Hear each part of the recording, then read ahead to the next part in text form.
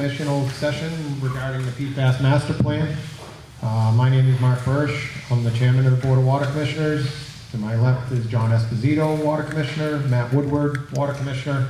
To my right is Fran McNamara, Superintendent of the Water District, Christy Schwinger, Clerk Treasurer of the Water District, and Tom Mahana and Lou Sirocco from Ty & Bond. The format we're going to use tonight, we're going to open this as a regular meeting. It will be recorded for possible view on public access after.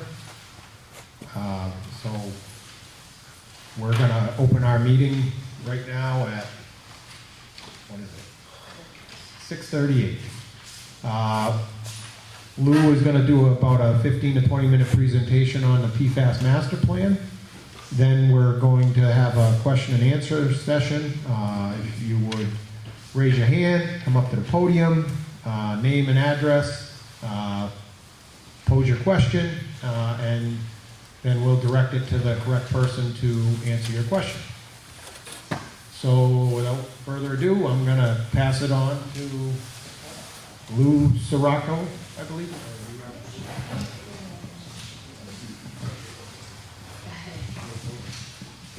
Thanks, everyone. Can you hear me okay? Hi again, my name is Lou Sirocco with Ty & Bond, here just to present a brief overview of the PFAS master plan that we completed for the district. So I'll just go through what the regulations are, where they stand, just a quick run through on the district's supply, its capacity issues, what the water quality is at each source, and then we'll dive into a little bit on the treatment options, recommendations, alternatives, and schedule for what we plan to do going forward.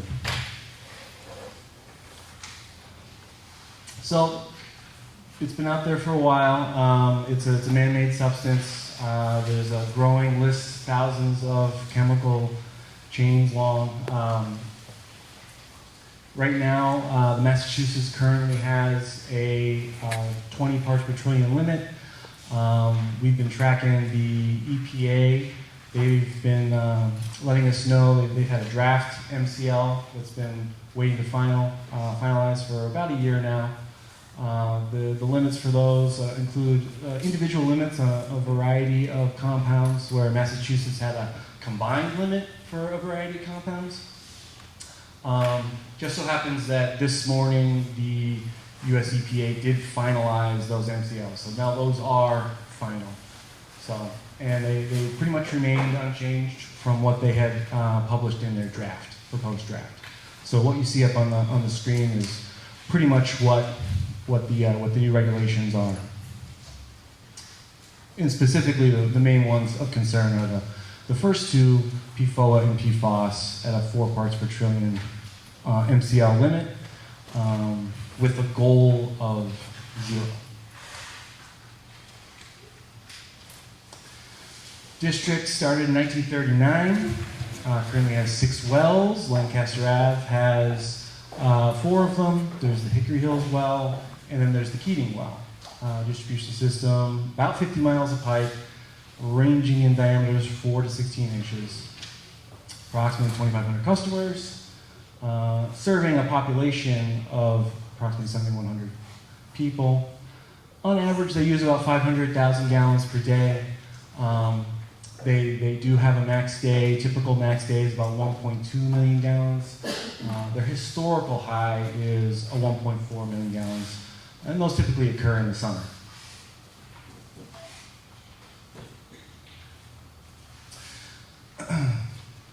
The district has a Water Management Act permit that the state issues, and it limits the amount of water that's withdrawn from the ground by permit. They have to go through a permitting process if they look to increase that. Currently, right now, it's at a 0.54 million gallons per day. That's an average over the entire year. So in the event that, population increases, the district area expands, there is a process they have to go through to increase that allowable withdrawal factor. This is a slide that just basically highlights the approved yield at each of the wells they currently have in the system. And this is all shows up in their Water Management Act permit. What's important to note here, currently the Hickory well is offline. It went offline a few years back now due to levels of manganese. Recently, as folks are probably aware, it has tested for PFAS. But what this slide is also showing is that per DEP's recommendation, you want to be able to supply maximum day demands with your largest source offline. So when Keating well comes offline, currently that limits the district to the Lancaster Ave wells. So they have a number of wells there that sum up to not quite 1 million gallons a day. But what's important to note is well 1 and well 4 really don't have the capacity to run more than a couple days without drawing the well down too far and requiring it to rest to recharge it. So they don't have the ability to meet maximum day demand currently right now when when Keating goes down for its maintenance activities. So what the district does is when they can, they plan for it to come down in the lowest demand periods of the year and for the shortest amount of time possible so they can reactivate it and bring it back online. So this is just highlighting that there currently exists a capacity issue, water quality aside. For whatever reason, Keating well it's a singular well, so if something were to go on that pump and Lancaster Ave would be required to run for a prolonged period of time, there would be severe restrictions on water usage in town as Lancaster Ave cannot keep up with demand for more than a couple of days.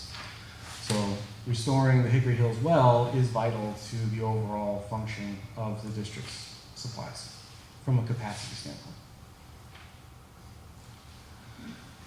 Water quality at each site, Lancaster Ave, this is just PFAS, highlighting what's going on in terms of the PFAS levels.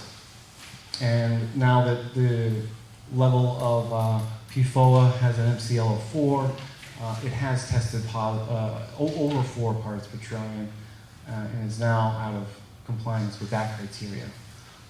And obviously, it's not meeting the goal of 0. Hickory Hills well has higher levels of each of those components, currently over the Massachusetts limit, but now well over the proposed, not the proposed anymore, the finalized EPA MCL. And down at Keating, similar to Lancaster, just over the new MCL for PFOA.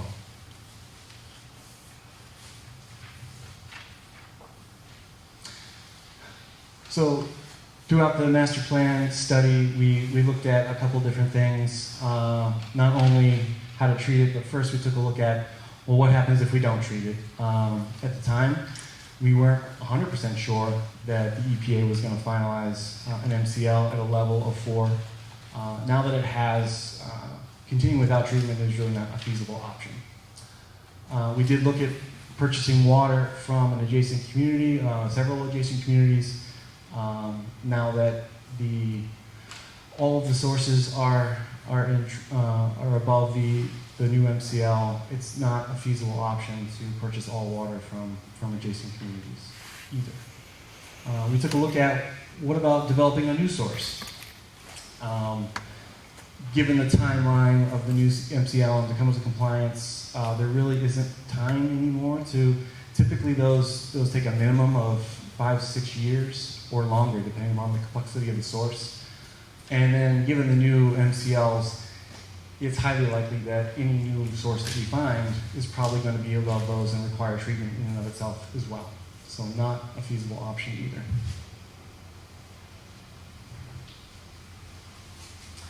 So what we're recommending for treatment at each of these individual sites, Lancaster Ave and Hickory are similar in that they both need to have iron and manganese removed to facilitate the PFAS removal process.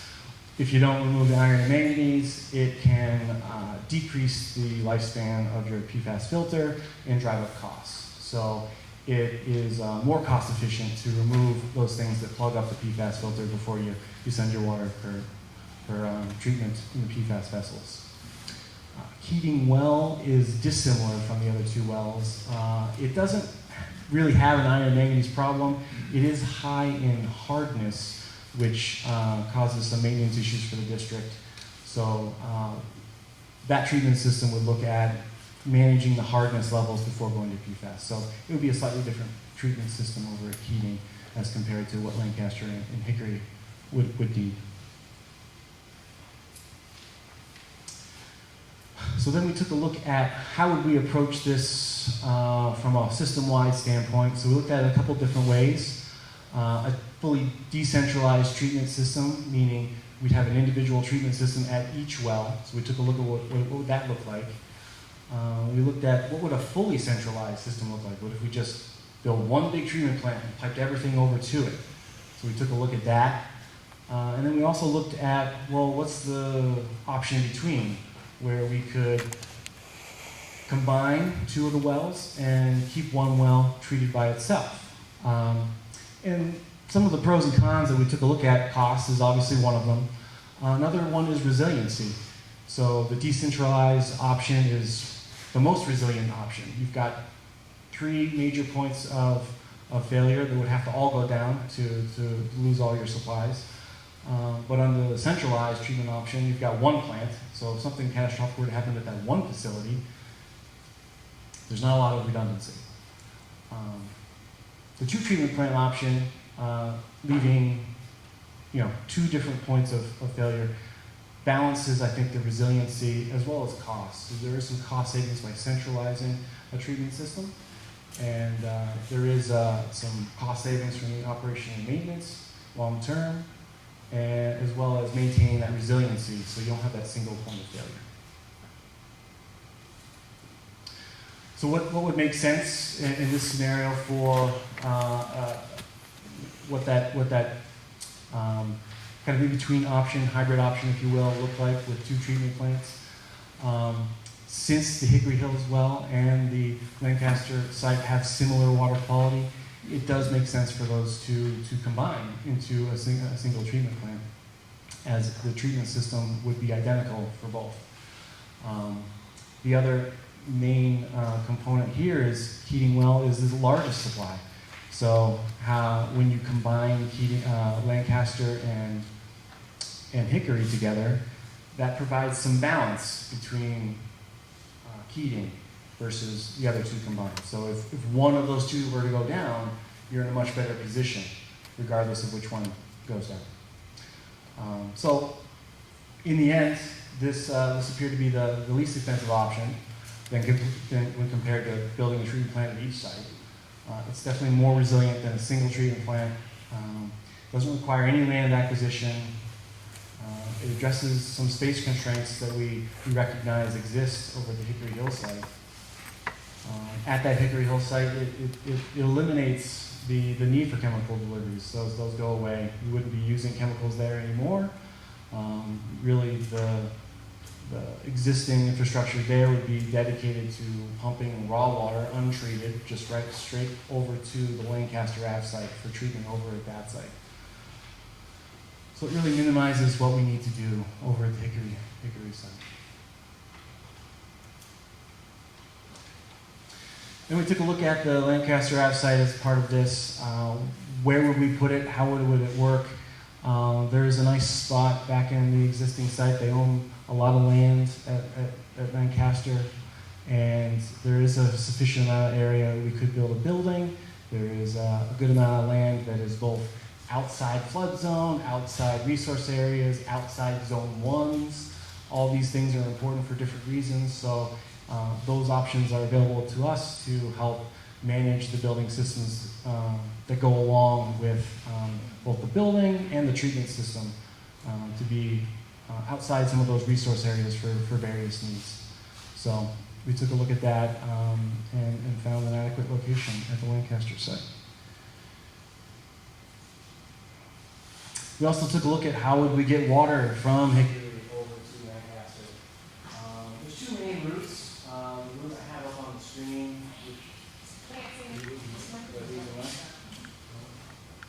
The mic right there. Can you just try to talk louder, or? I won't pick up on recording. Oh, yeah, start my recording, yeah, we move my phone all the time. Is the light on, bro? You can just talk. I'll grab the batteries. Lou, do you want to borrow this one when you're done? We're recording, but.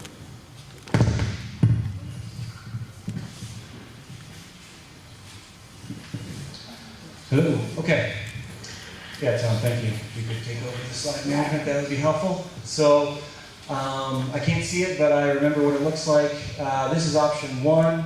We took a look at two different options. This option one is showing the shortest route that keeps the main within the existing roadways and finds its way over from Lancaster to, from Hickory to Lancaster in the shortest route possible. There's a couple of culverts we need to cross, but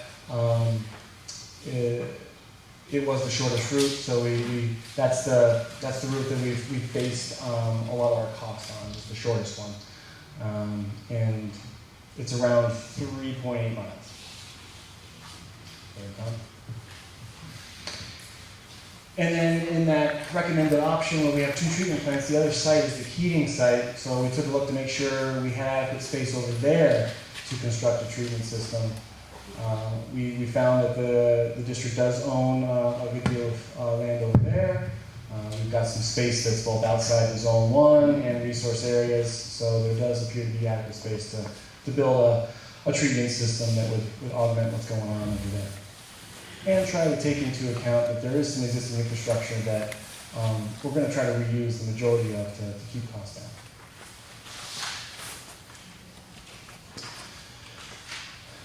Right now, these are preliminary estimates, opinions of costs. Right now, it's one of the more challenging things that we try to do is identify how much things will cost without actually designing or having a full design at our fingertips. So what we do is we look at a lot of different projects that we've done recently and taken some reasonable assumptions, added some contingency on top of that to come up with these costs.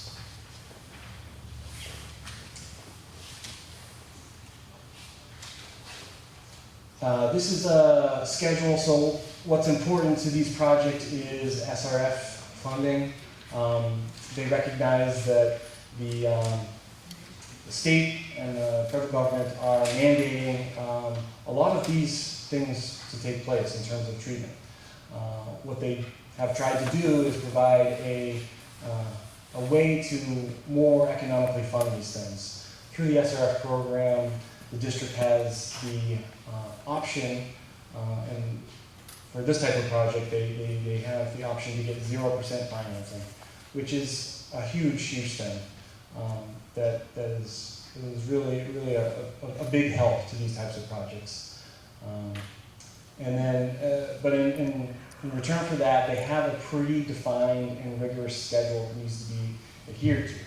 So the very first thing on that schedule to maintain their funding is appropriating the funding for this project. So they basically have to say that they're willing to, they have to have a meeting vote saying they're willing to take on this loan. And that is due by the end of June, basically June 28th this year. And then after that, there's an official loan application in August. That's for a PDF application. The loan application is in October. And then the next major milestone is having a contractor under contract by June 30th. That date's important as that's the date that's tied to the district's ability to get loan forgiveness. As long as they have a contractor signed up by June 30th of next year, they maintain their eligibility for principal forgiveness on their loan, which is another big bonus. Next slide, maybe it might be easier to talk to for. So we've got a bar chart here. Basically what this is showing is that these projects take about 2 years to complete. So when construction starting in June of 2025, we would expect the Lancaster Hickory Combined Treatment Facility to wrap up construction sometime mid 2027. And then if Keating were to follow in the next funding cycle, it just shifts over 1 year. So the earliest that we would see Keating wrap up under the schedule would be mid 2028, which is bumping up against the new schedule that EPA has published for coming into compliance with these new regulations. And I think that might bring us to the end. So thank you for listening, and we'll open it up to the questions. Fran, did you have anything? No. No, he's just gonna come over and We're going to turn the lights back on so it's easier to see. Do we have any questions from the public at this time? Sure. we go over there? Yeah, it'd be best that where we're recording the meeting, if you could go and use a microphone and just state your name and address and ask away, and we'll have the appropriate person respond.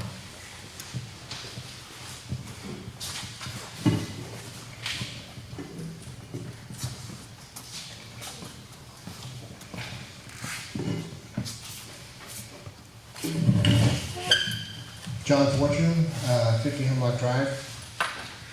So a couple of things. One, I think the news today is good, right? We got new information out, the EPA put out their information. I think at this point, we can all agree on the numbers, right? The numbers are at the 4 parts per trillion, so in my mind, that's a good thing. We also know that none of our wells in town meet those numbers. We agree? I mean, I think we agree, right? We just saw some of that. Not alone. What's that?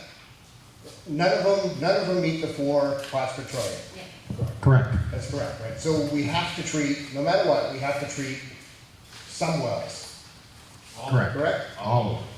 We have to treat all of them if we're gonna use them, Correct. right? But we have to treat, everything has to be treated. So again, I think that's a good thing, right? We all know what that is, so we can quit arguing over, one well or the other or whatever. They all have to be done if we're gonna use them. So that's a good thing. I think the EPA also said today that there was 5 years, right? That's what I think you just told us. We have 5 years to get into compliance. They also said that there would be up to $13 billion available to do this, right? I mean, that was part of the announcement today as well, that there's a lot of money coming behind this. So that's a good thing. It's not just what's available today. There's up to $13 billion more that's coming. So, my first question is, since all the wells need to be treated, why wouldn't we start with the well that has the most capacity? Is there some reason not to do that? Which is the Keating well, right? That's the well that has the most capacity. It is the well that can run the whole town. Isn't that where we should be starting? And why wouldn't we start there?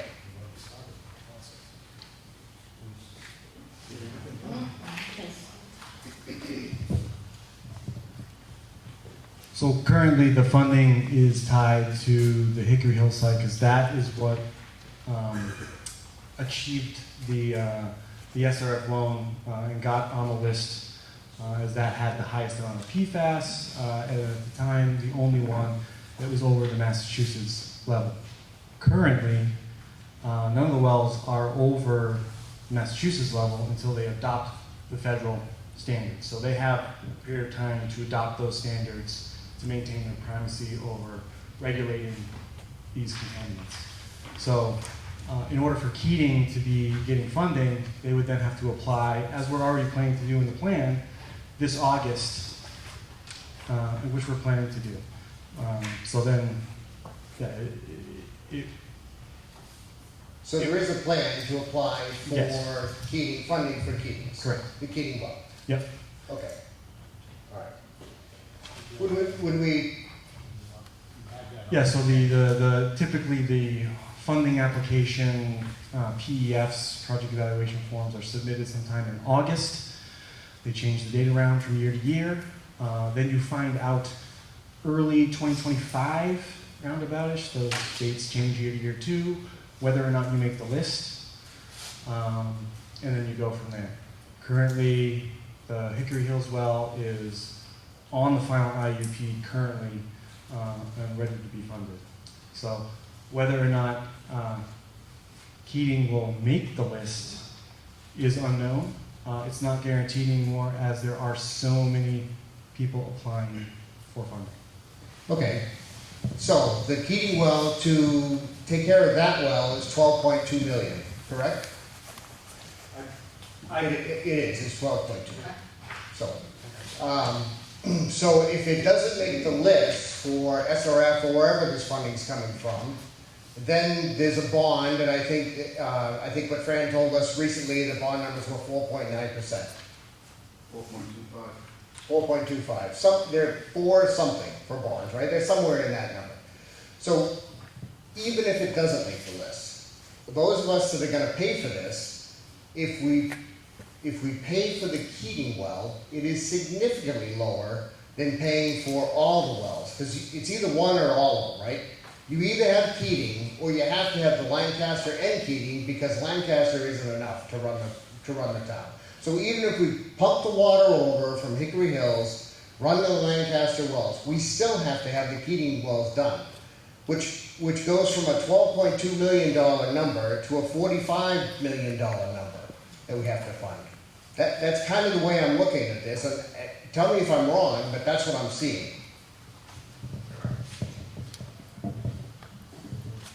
You're focused on the Keating well. We're focused on the total opposite. Yeah, I know what you're focused on. Yeah. So, but I mean, if you look at the treatment for the Hickory Hills well or any of the wells, and you focus on the bond, the interest amount you're paying is massive. It's not. It's 4.9%. If you take a 30, like, all right, 40. Let's say we just look at the Hickory Hills well, and you did a 4% interest loan. You're looking at $7 million just in interest. Okay. So you take the $7 million, you do that over 2 projects. I actually did a whole evaluation on the treatment plants. I did financial calculations for Lancaster Ave and Keating's, all on bonds. No SRF funding, because who knows if you're going to get it. Okay, so if we did those 2, interest for Lancaster Ave, $7 million. Interest for the Keating well is almost $6 million. So you're almost talking numbers that are going to match what you need to do all of them. Okay, so the total cost, we did just those 2 on bonds. Your yearly payment is $2,059,000. So if we do it as because we already have funding for Hickory Hills and Lancaster on the SRF funding, and we never keep talking about it, we never say it, but it's mentioned principal forgiveness. So the state IUP said 6.6%. All my calculators, I've been using 6, but I've been hearing it's much higher in some towns. In Littleton get 20%, 30%, something like that. So we need to make sure that's something we're considering, that the principal forgiveness is much larger. So Lunenburg came in as a small system and a disadvantaged system. So now we're going to get more access to principal forgiveness. So these numbers, even though I'm saying them, are better than what I'm going to say. So it's $2,059,000 if we did bonds for Lancaster and Keating's, and if we did Hickory Hills and Lancaster Ave as an SRF project, and the Keating treatment plant, a 0% interest, which from what I'm hearing, if it's PFAS related, it's 0 interest. Okay, the total payment is $2,086,000. So we're talking $30,000 more to treat all sites. So to me, there's no other. This is the way to go. I mean, if we're looking at saving costs, taking care of the residents of Lunenburg. We treat them all.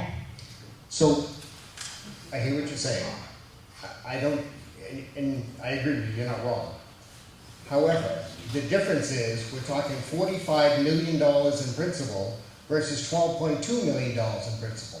So I can tell you, the number that I'm gonna spend is significantly higher, even with a lower interest rate, even at 0%, than I'm gonna spend on 45 million, than I'm gonna spend on 12.2. I'm gonna spend $328.95 or 85 cents a quarter versus $97 a quarter. And that's the problem that homeowners should be worried about, is what is coming out of their pocket. So, all right, so on some of the screens that showed up, the max day that we've ever pumped is 1.4 million. So that's the Yep. maximum amount that Keating's can pump. So if we do your method, we have one system that's feeding Lunenburg. Yep. Very poor idea. To me, that is not even something we could even consider. So either we do Keating's and we do that one, we're getting bonds, we're doing something to treat the other sources. Lancaster Ave, I mean, okay, so let's back up a little bit. The Hickory Hills well, the reason why we know there's PFAS there, because we were running it to get that well back online. So from what we learned from history is the Lancaster Ave wells, if we reduce the capacity, say the well's rated at 200 gallons a minute, and we pumped it at 100 gallons a minute, we could significantly drop the iron and manganese levels in it. So I had spoke to Mass DEP, and I questioned them on this, and they... Oop.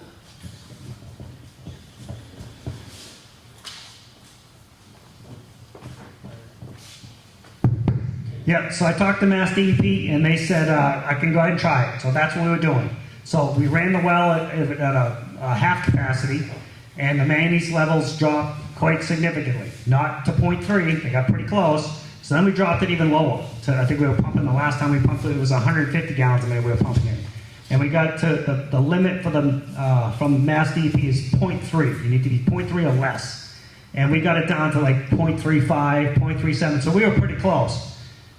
So the whole purpose of us running that well was to have another source as a backup source, to get that thing up and online.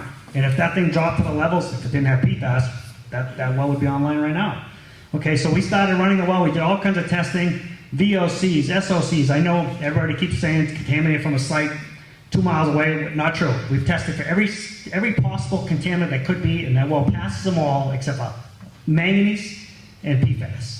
So when the well was ready to shut down, we did a PFAS sample, and that's how we knew this. And that gave us the ability to obtain SRF funding, which is extremely difficult. We've applied numerous times, and we've never received it. Not for a PFAS plant, but for water main upgrades and stuff like that. Okay, my last question. So is there any guarantee on the principal forgiveness or the interest rate from the SRF funding at this point? Yeah, but anyway. We're told that the interest rate is guaranteed. The At loan zero? At 0%? at 0%. Okay. Correct. The loan forgiveness, they give us ranges, minimums. You don't find out what you're going to get until you get closer to the end, and they've actually got all their numbers, and they can calculate the maximum amount they can give to each person. Okay. And yeah, there is an option for 30-year as well. You can have your loan for 30 years, and pretty much that's what everyone is doing because it's easier to pay that one. At an increased rate? It's still 0%, but there's a fractional loan processing fee, but it's basically zero. Basically, yeah. Okay. Thank you. Renee, MP 6 Hours Court. I think the number for this was in the master plan document, but I didn't see it in the slide and I can't remember. What is the cost of a PFAS treatment facility at Lancaster Ave for only the Lancaster Ave wells?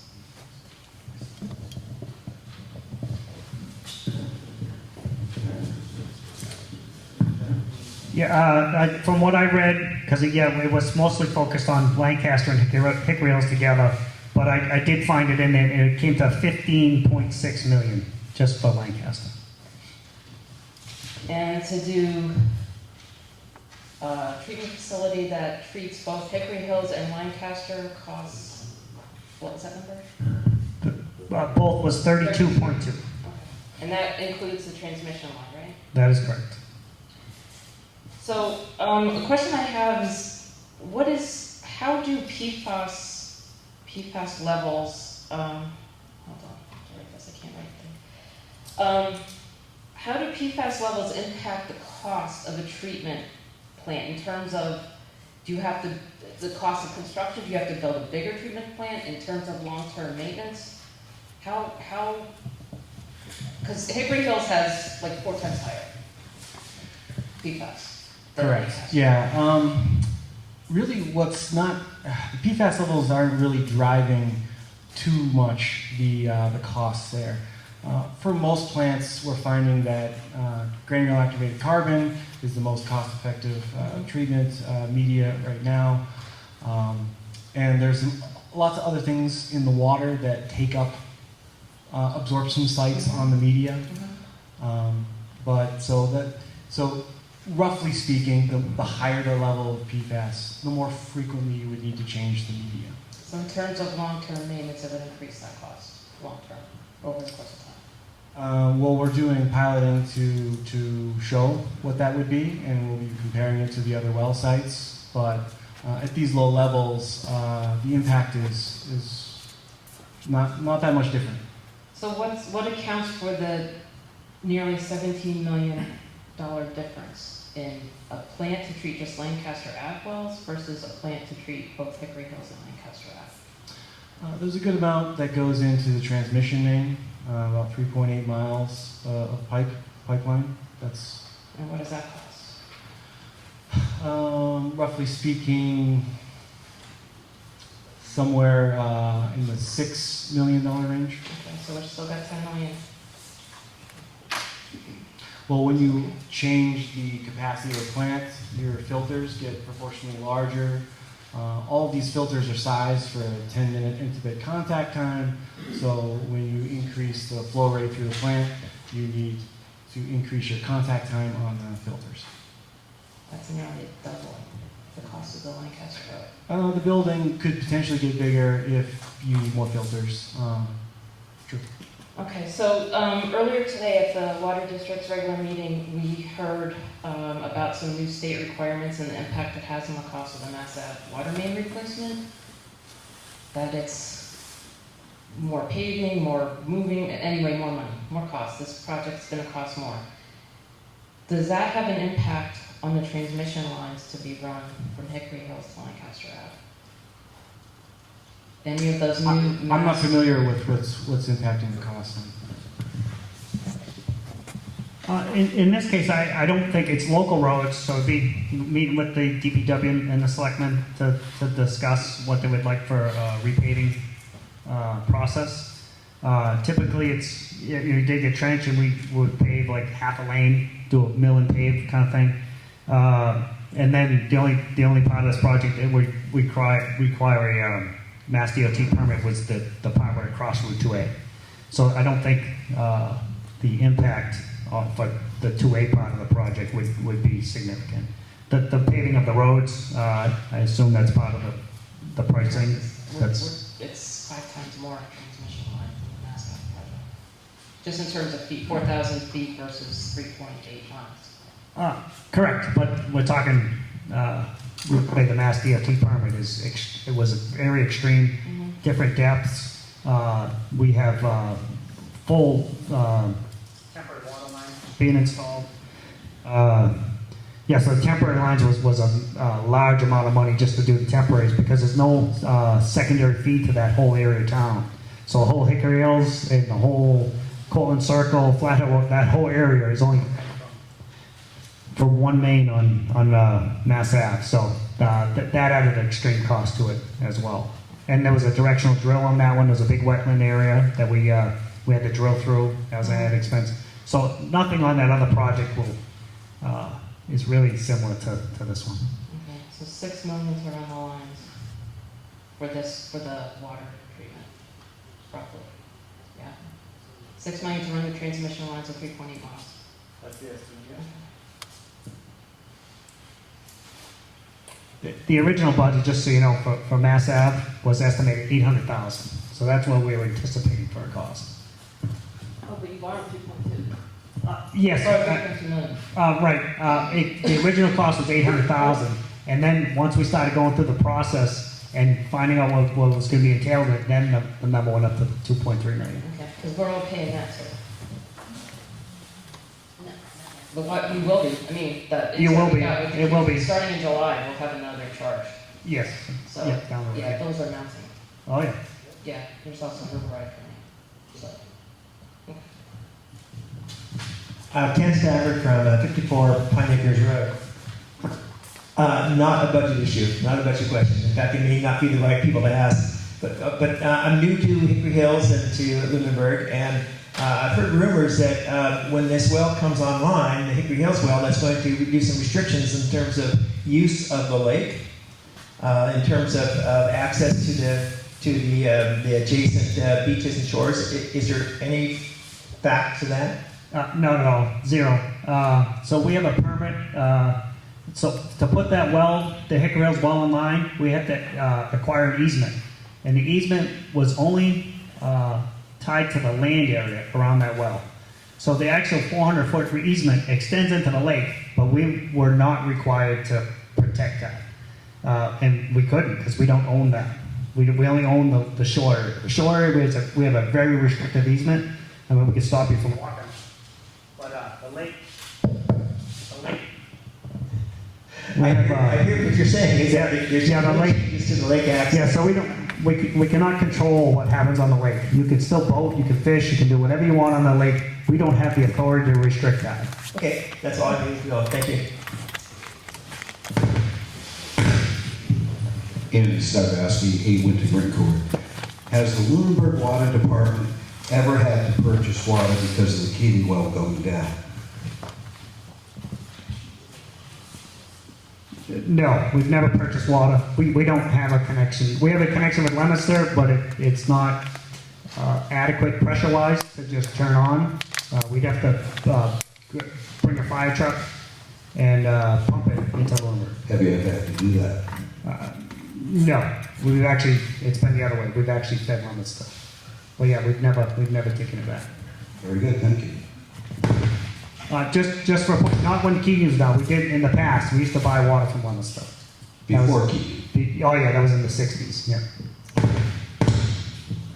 Paul Goslin, 21 Brookview Terrace. Help me understand, because I was a little confused when you did your presentation, is that you said if you didn't meet some criteria, you would lose out on some things. Explain that to me. Whether it was the free money, whether it was the forgiveness, you really weren't very clear on that. So you can clear that up and that explain to us if one of those things is messed up. Is it just one of those? Is there forgiveness along the way to kind of give you length of time to make those things? Kind of explain that a little bit more. Yeah, so the loan requires you to appropriate the funds, so have a meeting to say that you're willing to take on this loan. That happens in June. You have to submit a loan application. That's in October. Then you have to get a contractor under contract, and the contract needs to be executed with certain conditions. So yeah, if any of those. So what do you mean by certain conditions? Can you explain some? Like the American iron and steel. So the steel is purchased for the project needs to be American steel. Okay. So those types of requirements. Okay. So yeah, they have, if you do not comply with their schedule, they can remove you from the list and disallow the loan. You can ask for. Disallow what loan? The interest-free loan? Correct. Okay, and then what happens then? If that scenario shows up, well, what's the plan then? The backup plan would then, you have to bond it yourself. And we're back to paying interest and all that type of stuff? Okay, and so then, what about this forgiveness thing? Is that tied to this also? It is. So in June of next year, for this funding cycle, if you don't have a contractor under contract, they will not give you any loan forgiveness for any contracts that's signed after that date. So forgiveness, what you mean by the forgiveness is zero interest. Is that what you're saying when you say forgiveness, or free money? So the forgiveness is separate from the interest rate. Okay, that wasn't very clear. So the forgiveness is the percentage that they identify at the end of the project. Say if you had a $10 million loan and they say, you can have 10% off, they take 10% off of your final loan amount that you have to pay back. So who's they?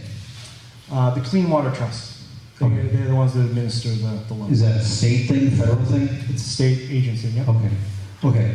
And so then, you said the EPA just passed this 4.4, I think you said. The MCL was finalized. And this morning. MCL means what? The maximum contaminant levels. Okay.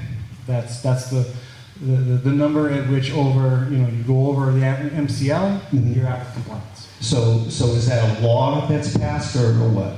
Correct. Yes. Okay, that means it's going through the Senate, Congress, all that kind of stuff, House of Representatives, and you're saying that it's a done deal already The EPA finalized it today. Yeah. as law, or just a recommendation to then become law? I'm trying to understand, Yeah. because you're talking a lot of things, and you're saying they approved it, that's fine, Yeah. but has the federal government made it into law? Because you're telling me that that's law, right? Law has to go through both houses and then get signed, correct? I can't speak to the actual mechanisms Okay. of this. I mean, we should know that. Because we're talking a lot of money.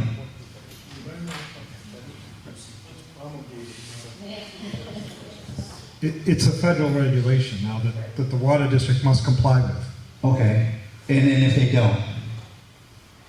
Then they'll be in violation of the regulation, and things like sources that exceed that will not be able to be used. Such as the water, you're saying?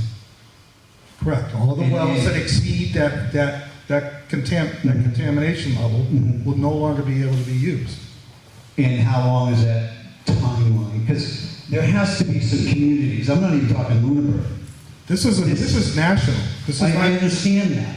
But you do understand that not every town is going to be able to afford to do this. we completely understand. Okay, so what happens with those towns? That's my question. What happens?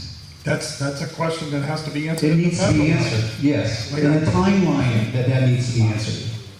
Right, you're right. Right. I mean, it was. I it was understand it's a implemented- 5 year, but after that 5 year, there are still going to be towns that don't meet that. That's just life. That's when the federal government would have to step in and provide more funding, because Okay. you're exactly right. There's a lot of communities that are not, as fortunate as Lunenburg to Sure. afford all of the, to be able to Right. provide all this treatment. Right. So I guess for me, I know you said the EPA passed that. I just want to make sure that it's a mandate. It is. Mandate and with penalties attached to it because it's a mandate. In other words, if I don't pay my taxes, the mandate says you're going to owe something. There's going to be a penalty to that, right? Do we know what that is? I don't think they've said, I don't think that they've said as part of this, what penalties would be. I can't imagine that the EPA would put out a policy without building in the penalties and the what ifs, because they have to know there's going to be what ifs. And I think myself, I want to know those things, because those are the unknowns. So what happens is, if you come in violation of those, Massachusetts will enter into an administrative consent order, and they'll give you a timeline to comply. And then if that is not complied with, or they may start with it, it may be an administrative consent order with penalties. Mhm. And those are established and negotiated at that time that you fall out of compliance. So So they don't they- come in telling you what it's going to be. Right. If you violate, they sit down with you and say, this is what the penalties are going to be if you don't comply. So you're saying that the violation would be that the town would still supply the water even though it doesn't meet the criteria. Is that the violation? Or does Yeah, if the town were to supply the water that doesn't meet the criteria, DEP would step in and issue an administrative consent order instructing you to comply with the regulations to use that water. Mhm. Okay. For me personally, I think there's a lot of still unknowns that I still want to know. But I appreciate what you think of me. Thank you. I cut in line. Ma'am, P6 underscored again. Just want to address a comment the previous speaker made, because I think people shouldn't lose sight. This is a national thing. I mean, the fact that EPA, we thought they were going to come out with the new guidelines end of the year, then beginning of the year. Here we are, April 10th, they finally came out. And I think they sat on it, they stewed on it, they thought about it, they know the financial impact, they know how many towns, this is affecting so many places. The fact that they extended the timeline from 3 years to 5 years, I think, is a reflection of that. My personal opinion is I wouldn't be surprised if it got extended again, because this is it's gonna take a lot of places a lot of time to do this. I can add one more comment. I last year spoke to another engineering company about another town in Massachusetts who was working towards PFAS remediation. They exceeded the Mass DEP requirements at the time. And there were delays in construction or something, whatever, but they were working towards it, and so Mass DEP let them continue. Not saying that would happen again, but I think, I think reasonable heads have to prevail here. This is not flipping a light switch, and we're not the only ones in this situation, so I just want to, kind of squelch the fear of it, and realize it's not just us. Yeah, I would agree with you, Renee, that if we're in the process of building a treatment plant and we are exceeding those, the levels, I think DP would give you some leniency on meeting that timeline. Yeah, especially looking at Lancaster wells and Keating. I mean, the highest number, I think I found 8 tests for Keating and 6 for Lancaster. The highest between the two of them was 5.1. The limit is now 4.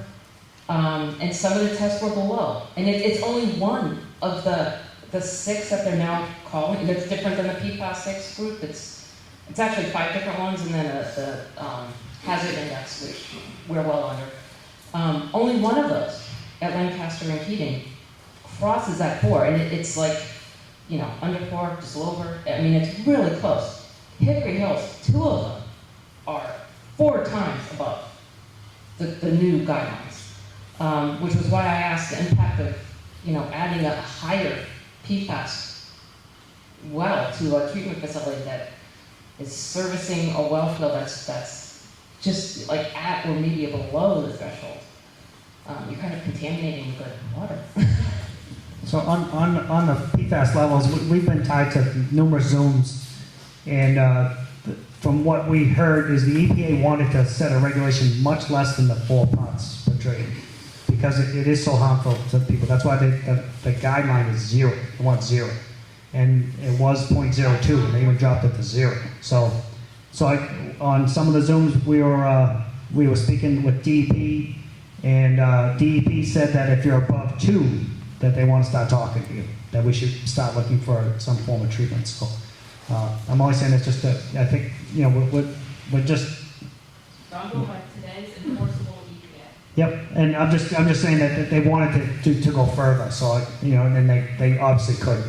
That would be extreme and unable to be attained. So.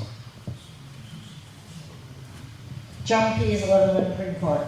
Thank you all for putting your evening time into this. Consultants from Ty and Bond too. I know it's tough to be out at night, so appreciate that. I have two different areas I'd like to touch base on. First of all, I think it's great that Lunenburg water is as close to the new standards as you can possibly imagine. I think Engineer Sacco, is that how you say your name?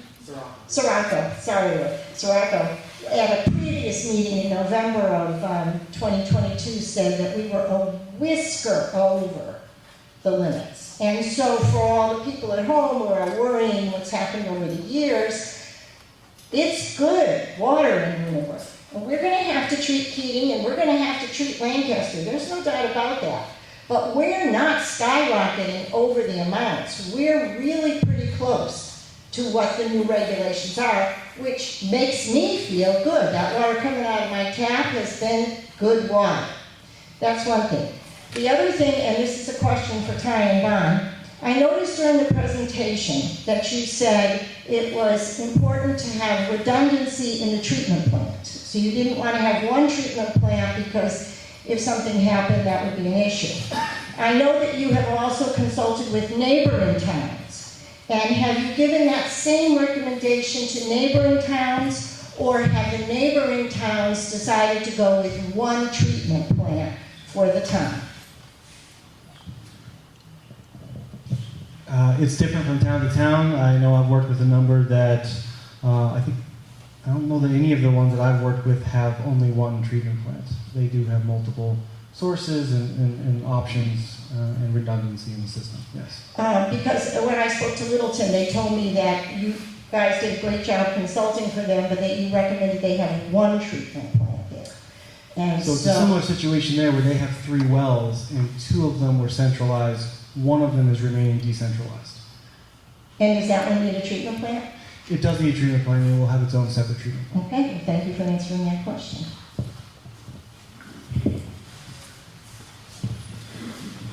Hi, Heidi Ash, 85 Wildwood Road. I have a couple questions. Will other agencies step in with lake restrictions? I know you guys are saying that you have no say over it because of the easement, but is there a possibility that the town or the state or the government can come and say, no, you can't put chemicals in the water, you can't drive your boats here, you can't fish here, or whatever?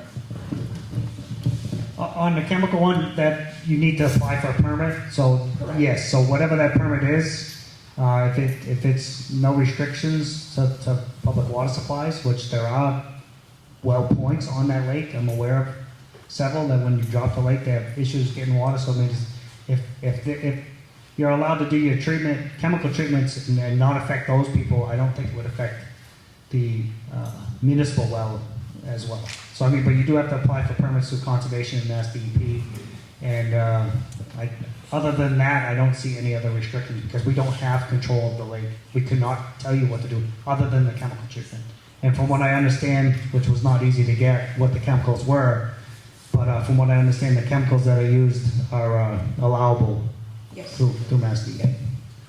My next question is, if all of this goes through, we build one or more treatment facilities, we've got pipes running, we've got the Mass Ave project, what kind of change to our bills, like what kind of increase are we gonna see? Is it gonna be a flat increase, like an extra $50 or an extra $100 per bill, or is this gonna be usage-based? It'll be both. Just taking the numbers and tying it to like the minimum charge, like a set fee. It's 0% interest with a 20-year loan. It was roughly $70 per month. So it is definitely not cheap.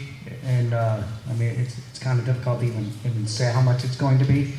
But yeah, so it's $70 was the budget number per month on the 0% for 20-year loan. If we got a 30-year loan, then it would drop. I didn't run those numbers, but it'd be, probably $50 or $60 per month. Okay. So we're actually I'm thinking, I don't know the board is, that we, instead of doing quarterly billing, we go to a monthly billing. So it's a little more easier for the residents to, maintain their payment bills. Interesting. And then my final question is the probability of multiple SRF loans. I know we've been approved for the first one, correct, for Hickory Hills. And you guys were talking about applying for one for Keating. And did you or did you not apply for Lancaster Ave yet? No, we didn't. The plan is, yeah. We've been in touch with the officials over there at DEP to add Lancaster Ave to the existing application. So they were amenable to that. They're just waiting for the details from us on it, and they said they certainly entertain it. Yeah. Okay. So they're not going to cut us off at one loan and be like, oh no, you got your money, the hell with you. No. Yeah. I mean, every funding cycle, you go up against everybody else who's applying at that time, and they weigh the pros and cons of each application.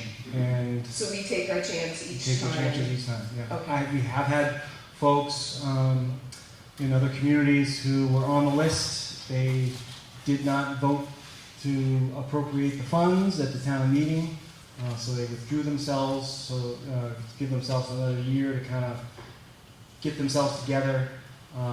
They reapplied, and then they didn't make the list. Okay. So, you So just it's never a know. chance we take. It's a chance. Okay.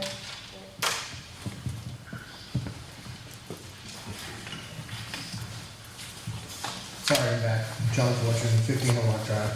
A couple last questions. I'm looking at Hickory Hills numbers, so now I'm finally asked about Hickory Hills. 720,000 gallons a day. Did at any point did we run the well when the water was down, when we had the 4-foot drawdown? I don't think we did. I don't think that was done. And so I'm asking if it was or wasn't. Repeat that if we did it when. So we do a 4-foot drawdown every year, right?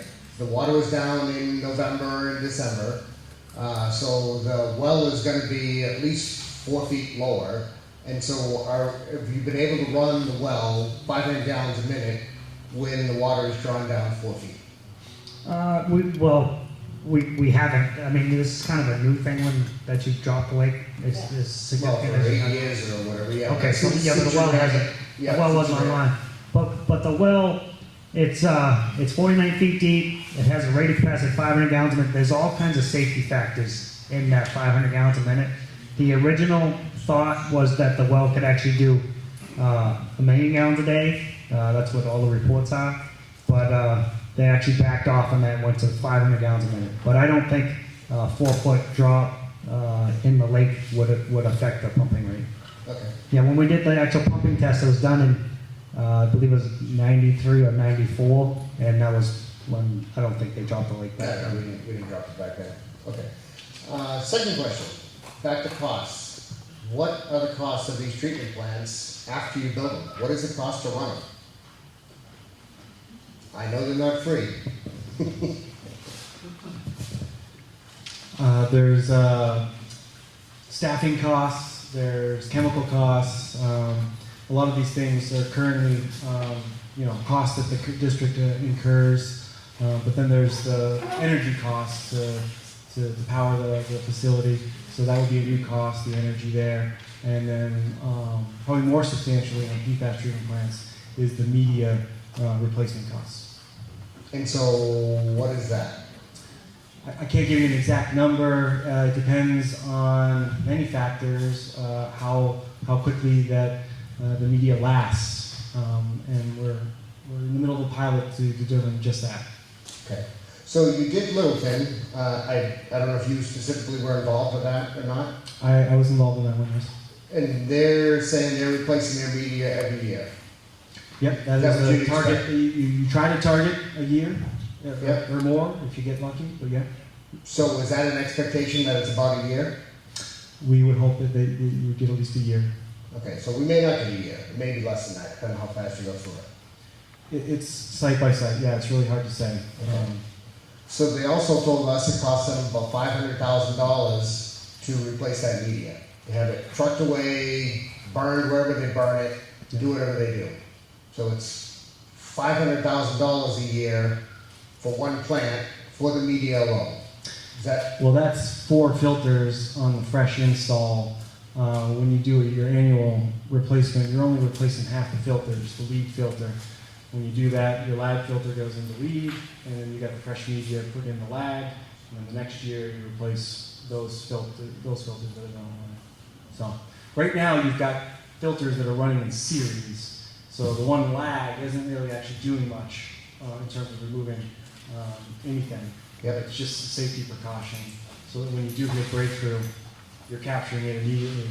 And so that's when you know you need to swap out your media, and that usually happens once a year. So you're replacing about half your media every year. And is that what Littleton's doing? So that's what their $500,000 is? $500,000 was the fresh install, if I remember correctly, for all Okay. 4. But I have to go back and look at the numbers. Those are fresh. When we talked to them, that's what they told us. They told us it was $500,000. Well, they haven't replaced the media yet. They just Oh, they haven't. fresh So it's install. just, okay, so that's just in place. Yeah. All right. And the building has to be dehumidified or air conditioned or whatever. It runs at 60 or 65 degrees, the building? It's difficult to keep the building temperature up. In these buildings, you've got vessels that are full of water that's running at about 50 degrees. So it acts as a kind of temperature management system, if you will. You do need to run a dehumidifier to prevent excessive sweating, especially during the summer when you get high humidity coming in. Okay. And that's, I mean, if we run it, well, if you run it on Lancaster Ave and use Unitil, it's twice as much probably as if you run it at Keating, right? Because Keating, I don't know if you've gone through that or not, but Fran knows. Yeah, actually, it's opposite. Believe it or not, Unitil is much cheaper than National Grid kind of Keatings. And mostly it's due to Lancaster Ave. Unitil has a on-off peak system, so that's why we do everything we can to save money. I'm pretty cheap. So at night, from 10 at night to 10 in the morning, the electric costs and demand charge, there is no demand charges, and the electric cost is like half. So we run all the wells in Lancaster Ave at night. So that would be the same thing that would apply to this thing. Hopefully we could run it more so at night and limit the charges associated with the electrical. Even when we do run on peak, the Unitil, I don't know if it's because we get a municipal rate or what, but we're much cheaper than even National Grid on the regular rate. I don't know why. It never used to be this way. Unitil used to, hit us hard. It was terrible. Okay, all right. Okay, so in the end, there's no, we don't have a number for what it's gonna cost to run these. We're in the dark, somewhat, right? Lou, if we were gonna try to break down a number, and let's say we were comparing to Littleton. Littleton has, what, a 30% higher withdrawal permit than we have? They're like 0.83, and we're at 0.54. And what's your PFAS levels, parts per trillion? Last I checked, spec was around 25. So and that's one of the primary sources? Yep. Heavily saturated in PFAS. So it would be safe to say that if we were basing on that $500,000 number, even though that was a fresh install, we would be less, possibly? Or is that based on the design of the system? So we can't accurately. Yeah, okay. So we can't really compare because Lunenburg is Lunenburg and Littleton's Littleton. Right. I mean, the pilot's supposed to give us that information so we can. Yeah, so, yeah, you're right. We don't have the numbers right now, but we will. Yeah, I mean, so, if I kind of look at the whole thing, right, we don't actually have the interest rate, we don't know what the forgiveness is, and we're not sure what the annual cost is gonna be. Yet, you want us to borrow you want us to approve borrowing the 14.9 million, which we need, I think we need some more data. I think one of the other gentlemen was talking about that as well, right? We do have the interest rate, okay? We don't have it locked in. It's 0% not locked in, is locked in. 0% is locked in. Okay, all right, you're gonna pay the difference in the line? As long as we continue what we're doing, okay. 0% is locked in. As to the reference of Littleton, their costs, I've seen, I'm a professional Facebook looker like everybody else, I've seen that it was posted that their budget was $1 million a year for this. We have actually called and have been in contact with them, and we're picking their brain to try to narrow this number down from them. They don't know exactly either right now. So we're due diligent to look to try to come up with a reasonable figure for this. I agree with you, and I understand, let's know what this costs. We're working. Okay.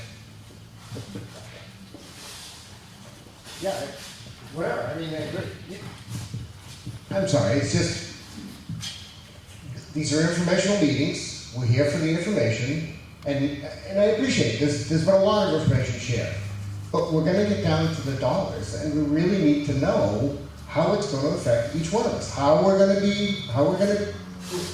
gonna come into our water bill, right?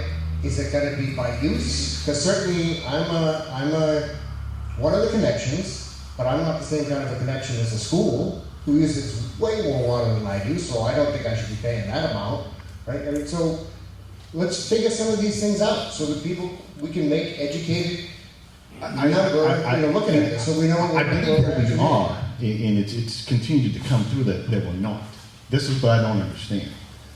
We're laying out a budget for you, and every time it's like, well, you don't know. Well, we've given you the numbers.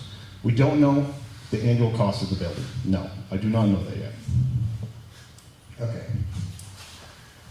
Paul Belson, 21 Brookview Terrace. So my question wasn't this, but, so right now, how do you plan on billing?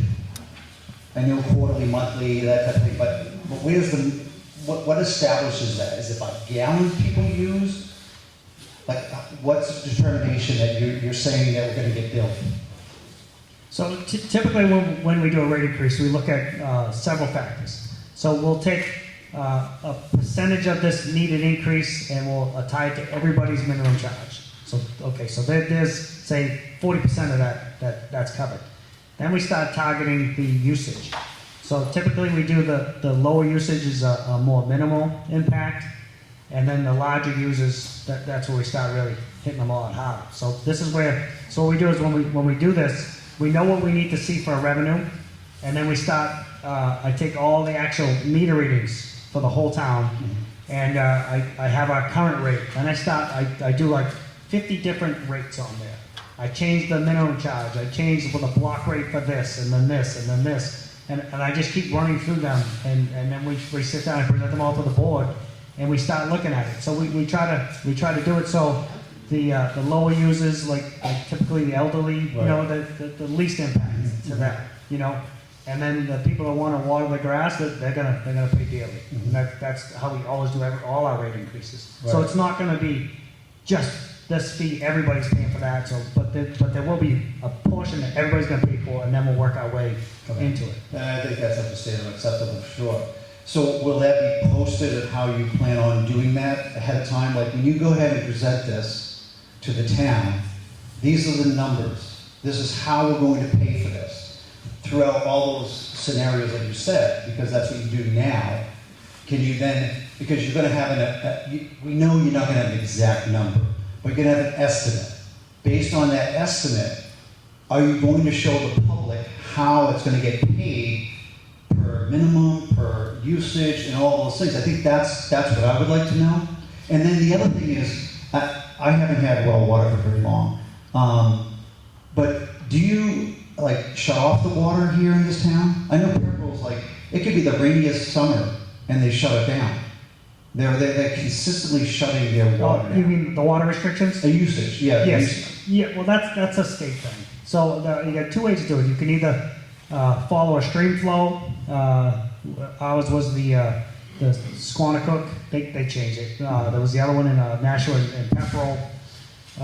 So they changed which river you watch. So you can either do a stream flow watch, where you're watching it every day. As soon as it hits the trigger, the low, then you're in restrictions. Or they do it May 1st to September 30th, mandatory. So most towns just pick that one. They just stick in the mandatory restrictions and go with it. So we've done that in town also, have That's correct. restrictions. Okay. Can you, as a water district, just say, we're going beyond that. We're gonna restrict longer in order to save whatever. Yes. Yeah, Okay. we can do any restriction more stringent than what they asked. Okay. And the new stuff that's just coming out is much more stringent. Sure. So it's they're going to restrict it down to you're allowed to use water twice a week for outside use. So I know a lot of people run their irrigation systems morning and night. Sure. That's all done. Sure. So that's coming out. It's actually I got it on my list for future agendas with the board. So we need to implement that, put it part of our regulations. Okay. So the last one is the financial one also. What does it cost, I don't know this, for someone today, or just a week or two ago, whatever, to hook up to the system? What's that cost, like somebody? For a regular home, residential. Over $4,000 connection. $4,000. So, You'll see that change too. Because of all this, you'll see that change too. yeah, so I think that's important to know what that change is going to be also. Because I think you got builders coming in or doing whatever, right?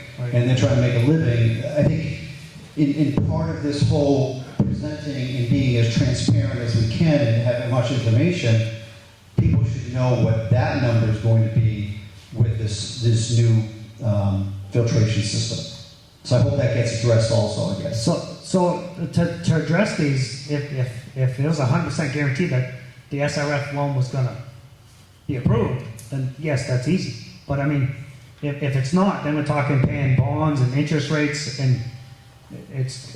And I get that. I think most people get that. But I think what makes people comfortable is that regardless of those things are flexible, right? They go up and down and things like that. If you just based it on a number, a good estimate, and then that is your benchmark.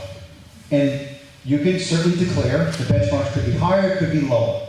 But in order to make sure we don't muddy the water, this is what it's going to be. This is what it's going to cost you, the guy who just draws water, the guy who's building a house, the town who uses it. So all of those things, because you determine a benchmark. And I think that takes out a lot of the confusion that happens, because to your point, you don't know. Right. People just want to know. So set a benchmark and let them know that this is the benchmark. It could be plus, it could be minus, but if this was the scenario, these are some real numbers that you can chew on. Okay, so That makes sense? yes, I think it's on one of those the boards over there. I did a breakdown, and I took the.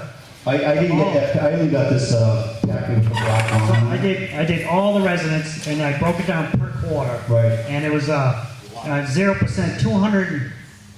$208 per.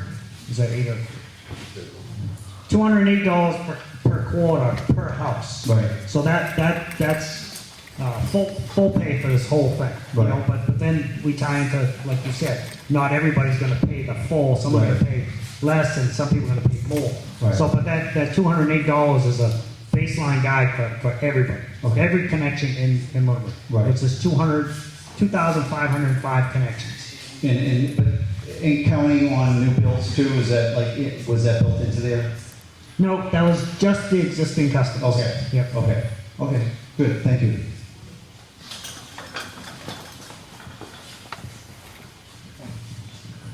Bob, he's 1100 Green Court. I heard you talk before about that you can't restrict activities on the lake, because you don't because you don't own it. But you certainly have an easement, on the land, that belongs to the Woodlands, to operate a well there. And, but the Woodlands residents, from the land, we go down and we fish, we swim, we kayak, we go boating, and, will will the reopening of this well have any impact, on our ability, to do those things? It's no different than it is now. The easement's still there. The easement's going to still be there if the treatment plant goes in or the water line's put in. Yeah, I mean, it's as long as this is passive recreation, that's allowed as part of the easement, and I don't see any issues with passive recreation. Thank you.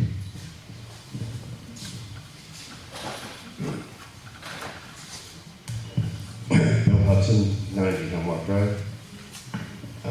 Couple of questions. So basically, by your numbers here, at 208 a quarter, add on the $25 that we're going to be going up for the increase for the Mass Ave. Is that the figure that we're using today? $25 per household? I think the budget number was 18. I believe it was 18, So- and I heard 25 because Yeah, of the you think it's 20. I mean, Okay, whatever. so basically right there, we're talking $1,000 a year per household. Now, if it's $1 million, let's just say to do the maintenance for 2 facilities, that's another $400 per household. Right? So that's let's just say $1,500 a year per household. Now, how do you plan on changing those figures when new people come online? Right? Because people are going to be adding on all the time. So you get your $4,000 or whatever it is to hook up, and they're going to be paying the same rate, or our rate's going to go down. Right? You got more people adding onto the line. So the rate should come down a little bit. True. Yes, true. So, Yep. all right, one other question. How are the apartment buildings in town charged? Is it 1 meter per building? Is it 1 meter per complex? Okay. Let's look at Carousel Lane. over in the old Whalen Park. So those are 24-unit buildings, actually Rogers Way right on Whalen Road, same thing. So those are 24-unit buildings. Yes, there is one large meter in there, 2-inch meter, but each apartment gets its own minimum charge and a minimum usage. So let's say this, we do it easy. There's 10 units, minimum charge is 75, so $750 minimum charge. The usage is based on blocks above that. Well, that's fine. How are they going to be charged? Based upon this, if it's gonna cost $1,000 per household, are they gonna be charged that? Oh yeah, it'll be the same. So every residential customer, let's say the minimum charge went from 75 to 100. So now there's 24 units in there, so now they're paying 24 times 100. Okay. So they're all gonna be paying, everybody, all connections pay the same fee. And then the block rate ties in on top of that too, so they get the same block rates. Yeah, they pay their own hydrant fees. I mean, we could raise even hydrant fees. No, that's curious, because, obviously, if the owners of the facility is only paying, I got a you. fee. Oh no, they're right in there with the rest. It's all about information. Yep. Okay. Good question.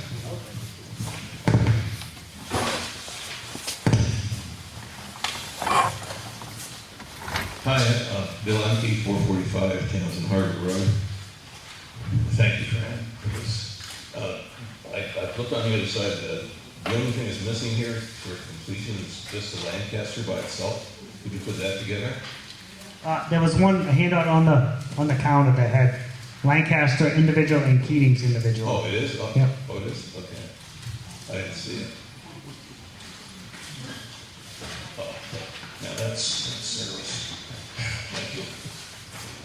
Then another question, almost every question here in comment and discussions about the money, which is obviously everyone recognizes how important that is.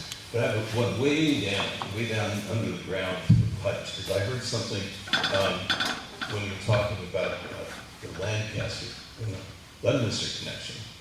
And I heard, well, you can't connect it to Lunenburg because the peak level might be too high. I think I heard you said that. The pressure. Lunenburg is a higher pressure than Leominster.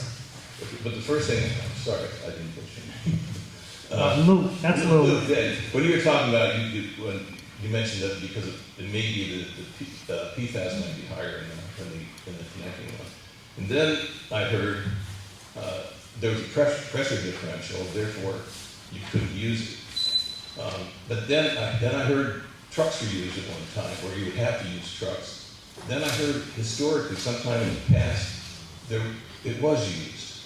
So can you guys kind of explain what's going on with respect to the physical connection to other communities, say Okay, sure thing. So Leominster is the only physical connection we actually have. It's there's two hydrants on Lincoln Street. There's two hydrants right adjacent to each other with a valve in between the two hydrants. So Lunenburg is on one side of the valve, Leominster is on the other side. So it was maybe 10 years ago, Leominster was they were replacing a water main, so they were having difficulty maintaining pressure on that side of Leominster. So we just ran a line from our hydrant to their hydrant and fed backwards. We stuck a meter on it. So they had lower pressure at that time. Right. Leominster has lower pressure, so we could go backwards. So vice versa. Lunenburg, we're like 20 pounds higher pressure than Leominster. So if we did any kind of connection, we turn on a valve, the water's going backwards. So it wouldn't work. So that's why we'd have to have, if there's an emergency situation, we'd probably get a fire truck temporarily, have the fire truck pump it into Lunenburg to get the water to go the other way. Not a hydro expert or anything, but this is just a connection. Two lines, low pressure, high pressure. You can make adjustments in pressure either way. It's like going down or going up. Well, not so much in Lunenburg, because Lunenburg is very hilly. You know, we got a Sunny Hill Road, so we would have to we'd have to maintain a certain pressure to cover all the residents. So by mass law, we have to maintain a minimum of 20 psi at every home. And we would not be able to do that if we fed backwards from Leominster. I'm not sure, because right near Lincoln Street is Cross Road, I'm not sure we'd even get over the Cross Road hill. And there's no mechanism to take the Leominster line and put a bladder tank or something. I'm not sure. Yeah, we definitely have to do something. So, you'd have to put something in, increase the pressure. Right. To get it to Lunenburg pressure. But in the past, from when the water district started in 1939, Lunenburg never had any wells, no water sources. So in 1961, we stuck our first well in on Lancaster Ave, and then in 1963, we stuck in 2 more wells. So in 63, that was when we obtained our own, enough water of our own that we did not need to draw from Leominster. So over on Leisure Ave, in our old garage, there was the brick building, that was a pump station. So there was a line that came in from Leominster, that went into the brick building. We had 2 electric pumps and a gas pump in there that used to pump it into Lunenburg. That was disconnected, I think it was 1975, I wasn't here back then. And so that's all disconnected and taken all apart. But right now, you're saying there's a fire hydrant, Leominster here, Lunenburg here. Correct. And back there. A valve in between. A valve between the 2. Yep. Okay. Correct. One's at low pressure, one's at high pressure. Correct. Okay. All right. Thank you.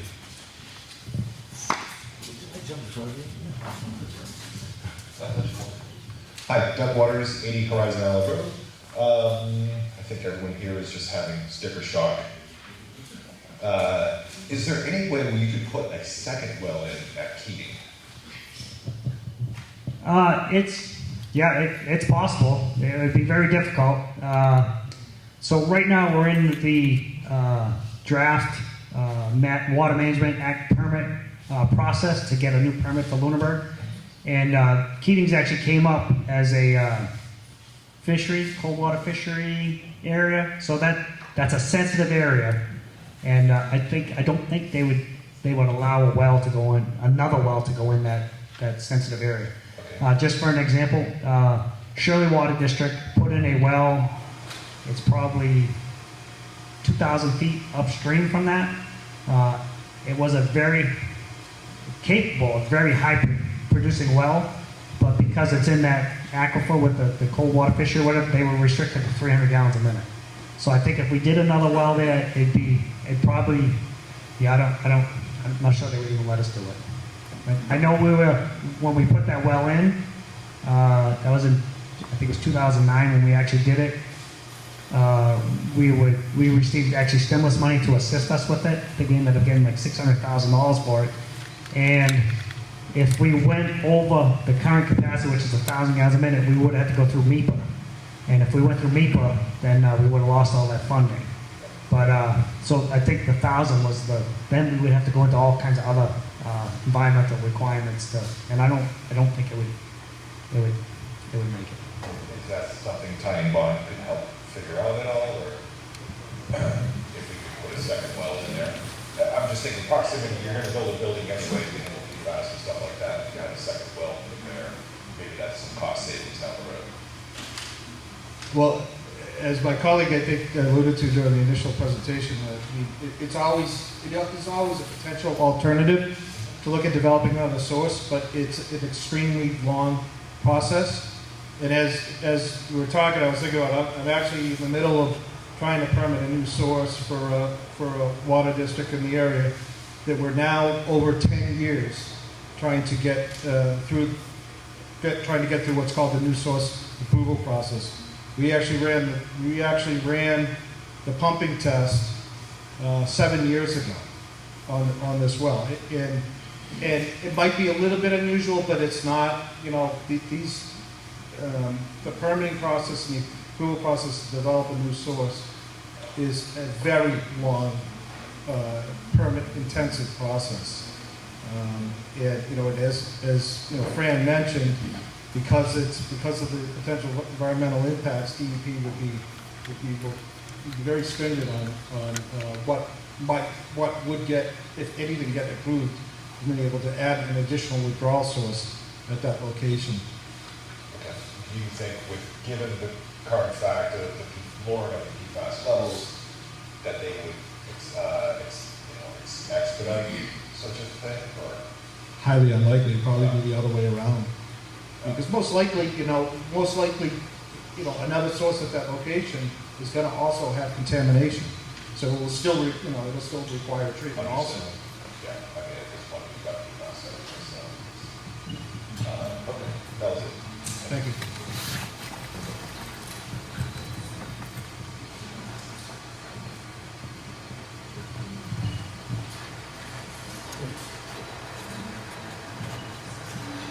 Kozlowski on that 108 Willful Drive.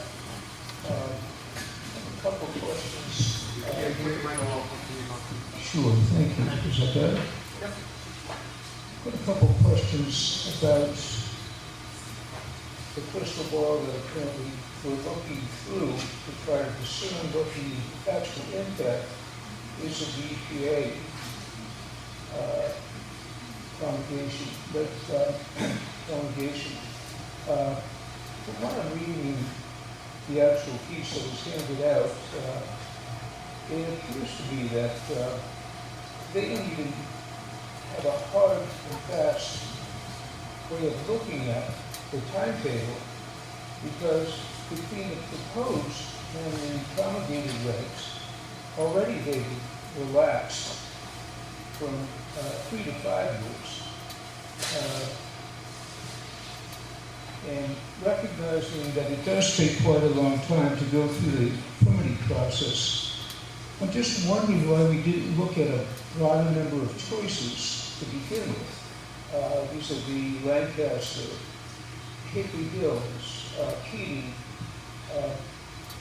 We seem to have put all our eggs in one basket. Hickory Hills initially, and apparently that's the DEP permit that's been sought. Why didn't we consider other options early on in this stage so that we could start those running in parallel, so as to not get caught with one egg in one basket in a sense by having to go after simply the Hickory Hills Lake item? So on that, so when you apply for the SR funding, you're on a list. Whoever has the largest need gets funded. So in the case of Lancaster Ave and Keatings, they weren't exceeding any regulations at the time, so they wouldn't have made that list. So the Hickory Hills, luckily, was enough to get us on the list. And then luckily through Ty and Bonds negotiating with DEP, now we're going to get Lancaster Ave tied onto that list, only because we're putting the treatment plant in the same location. So I think we're getting pretty fortunate on how this is working out on the money side of things. Yeah, I don't doubt that a lot of work was done into that. I mean, frankly, I'm fairly new to town, so I'm not aware of all the previous details. You mentioned about an intertie between Leominster and Lunenburg, and that hasn't been used for some time apparently. Something was mentioned about the town of Lancaster needing some water. Am I mistaken in that? I seem to have read that somewhere. No, that was true. That was, I think it was 2014. Okay. Do they still have a need? Yes, actually, they made an agreement with the city of Leominster. Leominster's going to supply them with water. Okay, so there's no need for us to supply them. That is correct. There was, this was probably maybe 2 years ago, they asked if we would consider feeding on Lancaster side up to Route 2. Not crossing Route 2 into the High Project business area, but just feeding residential area, the residential properties up to Route 2. Apparently there's some of the streets, Caliva Road, the houses are having extreme difficulty getting enough water to feed their houses. So Lancaster was wondering if we could feed that area. But I said we would consider anything, but I haven't heard from them in a year and a half. So at least for now, that seems to be off the table in terms of providing them water and us potentially some money to undercut the cost of what we're doing. And yeah, I mean, if this thing was approved originally where we crossed the road, there was huge, it was all business. There was very limited residential homes that were going to be built. And this was huge money for Lunenburg. This would have been, I put everything I had into getting that to happen. There was 6 potential well sites over there. So I think the original plan was we would feed from Keatings initially. That would only be until we got a new source approved, and I was already told from a hydrogeologist that they had found water in 2 locations. One of them was too close to I-190, but the key thing is that they found water. So I was very confident that we were going to get a new source, and I think mean, it's too late to do anything now, but I think, in my opinion, if that had taken place and we actually supplied that area, we'd be using that source to assist Lunenburg. That would be a redundancy source. I wonder if there are any adjacent towns, vis-a-vis Lancaster, Leominster, or us here, whoever else, whether they have considered, and whether it's legally possible, to come together and have a regional water situation, so that in addition to the 1939 Commission, is the Commonwealth telling you that in fact they might be looking at other options that would aggregate towns, or allow them to aggregate, so they wouldn't be flying solo in light of the PFAS requirements and other requirements that EPA will be tightening down in the future? Yeah, nothing Mass DEP has pushed on us. I would be totally open to everything you just said, but most towns or cities that already in the development stage of their PFAS plants. Townsend's pretty close to finishing theirs. I spoke to Fitchburg. They need to build a PFAS plant. I spoke to Leominster, and they're actually doing good on PFAS. They have one well that has PFAS, so as long as they run it with another well, they're actually below the levels. So Leominster's pretty good. So I did speak to all of them about purchasing water, and that, as they mentioned, is not a feasible option. I mean, so we're looking at a yearly payment of like $2 million a year. If we purchase water, we're looking at $8 to $12 million a year just to pay for the water. So to me, that's I mean, I would love connections with every town around us, just for emergency care. Let's say Fitchburg needed water and Townsend could feed them. Townsend could feed right through Lunenburg to feed Fitchburg. So I'm all for interconnections, emergency connections. I'd be all in favor of that. And if the state kicked out money to get that done, I'd be fully behind that. Now, is that something that would be fundable through the existing source that you're looking at, or is that just not addressed at this point? Yeah, it's not addressed. No, and it's not easy where you like the Leominster connection. It's not like you can just put a pump in, for like a permanent connection. You got the water mains that feed it. You got the water mains that lead it. Because if you throw a pump in, you stirred up all the water on every feed line coming to it, and then every feed line leaving it. So it'd take more than just throwing a pump in to pump water to Lunenburg. Understanding that, I mean, we have to do that in the town, flush from hydrants and that type of thing. I suspect that after you ran it for a period, it would clean up. Oh yeah, yeah, And eventually. obviously there's some wasted water, but refilling the aquifer at the same time. Just redirect in another area. You had mentioned, Fran, that there's funding that we get as a town from, I believe you said it was Verizon, or was it Xfinity, or one of the communications? We got several, T-Mobile, AT&T, and Verizon. And what's the sum total that we get from them on an annual basis? Annual, I'm gonna guess around 150,000. 150,000 per year. 150,000 for the aggregate. Right. Okay, you had mentioned, I believe, and maybe I misheard this, that there were essentially millions of dollars that were coming into a fund that didn't even show up on the budget. And I had made a comment at that particular evening, during the time, that it might be useful to get that in the budget so that the town, we people here, could aggregately look at the budget, including that item, because it was significantly more than 150,000 from what I recall. It seemed to be on the order of millions. 1.5 million. Okay. Has any thought been given to using that? Well, we could, but that money's earmarked for the maintenance of the Chase Road water tank, actually any of the water tanks. It was years ago, I think 1996, we had to paint the Chase Road water tank. I wasn't the superintendent at the time, but we didn't have the money to paint the tank. And I mean, I was going to college for accounting and stuff like that, and nothing was depreciated, and it really bothered me. So so I'm the one that started the cellular program, and what the cellular program was that, so we put cellular equipment on the tank. That money went into a specific account, and that was specific to the maintenance of the tank.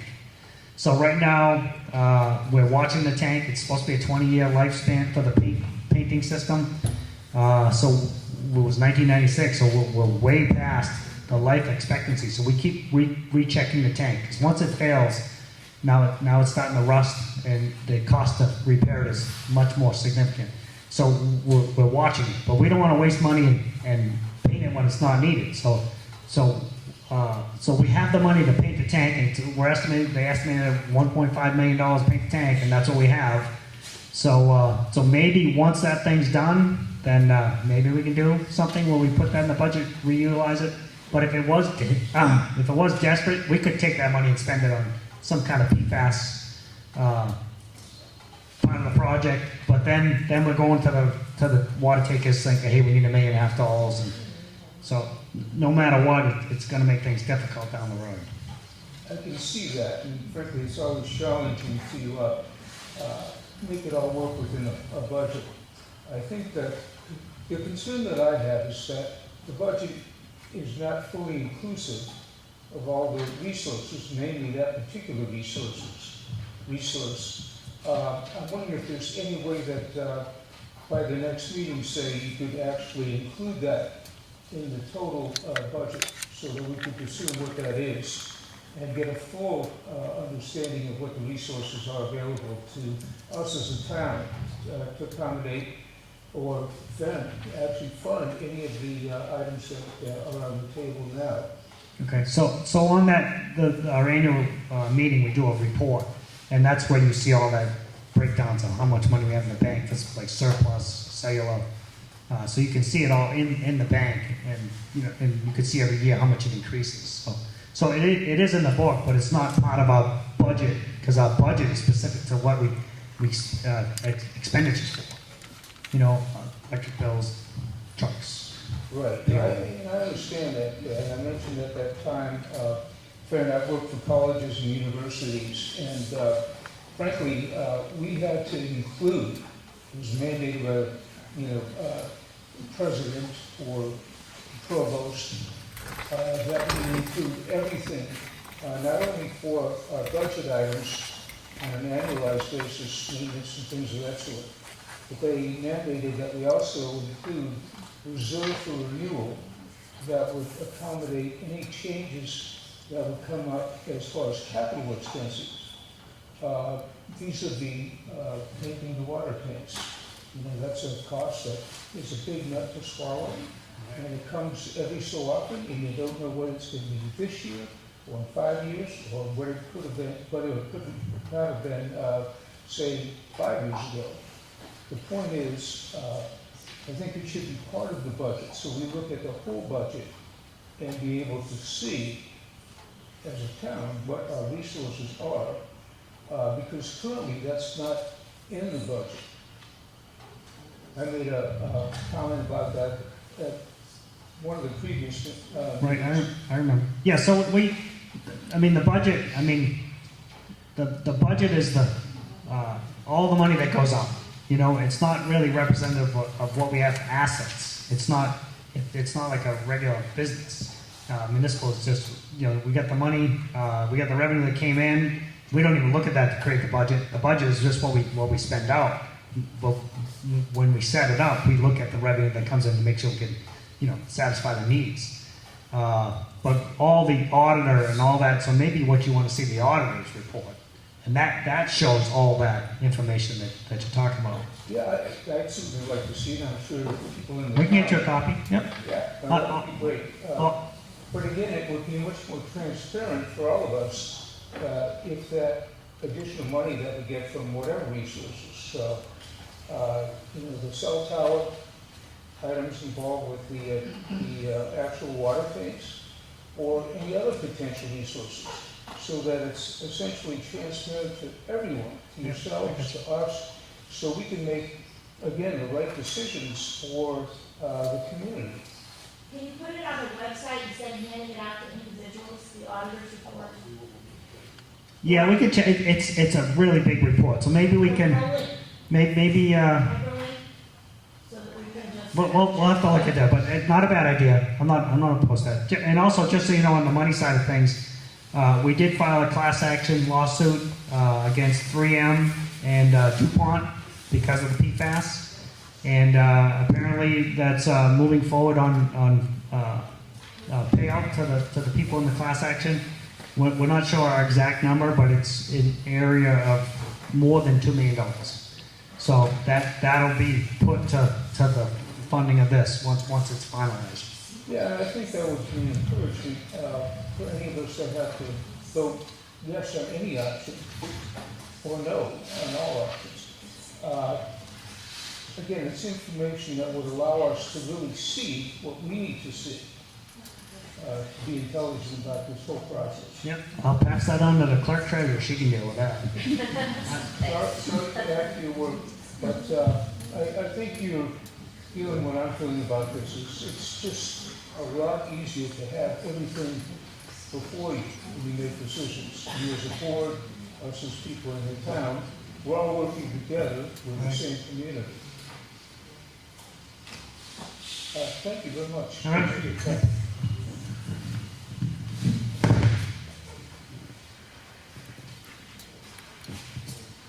Anybody else want to pop up?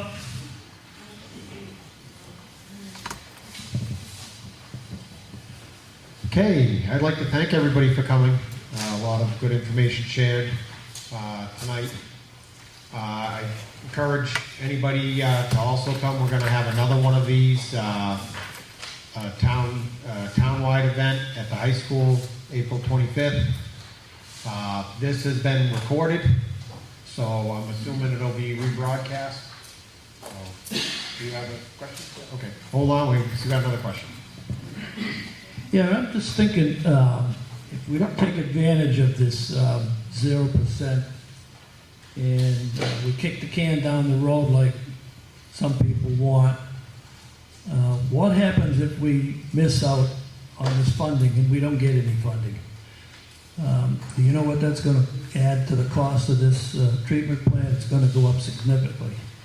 So we've got an opportunity now to get this done. And I know it's a lot of money. I understand everybody's thinking. But I don't know what else to do. I know John Fortune doesn't want Hickory Hills online. I can't blame him for that. But I think there's other people in town that disagree with that. But we're going to have to move forward somehow and soon, or we're going to be in big trouble. Yeah, kind of on the same thing, maybe Lou or Tom, so maybe the commissioners. Well, let's say this does get voted down. What do we do? Are we going to sit on it for a year, apply for SRF next year? Time one, I don't know if you guys are input. Do we sit on it, or do we? I don't think there's a lot of time. Well, yeah, I think that's a tough question, but if it does not get appropriated, so you're not, as Lou had laid out earlier, you're not moving forward under the SRF program. You don't have an appropriation now in place to proceed with the current project, so everything now gets basically put on hold until whatever decision gets made in the future. And the costs will just continue to go up, unfortunately. They're not going to go down.